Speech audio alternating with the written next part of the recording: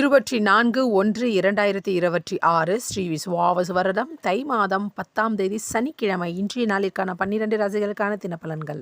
மேஷம் போட்டிகள் விலகும். ரிஷபம் அமைதி நிறைந்த நாள். மிதுனம் களிப்பு உண்டாகும். கடகம் மகிழ்ச்சி நிறைந்த நாள். சிம்மம் வெற்றி நிச்சயம். கன்னி வாழ்க்கை தரம் உயரும். துலாம் நேசம் உண்டாகும். விருச்சகம் பணிவு நிறைந்த நாள். தனுசு அன்பு அதிகரிக்கும். மகரம் சோர்வு நிறைந்த நாள். கும்பம் பக்தி அதிகரிக்கும்.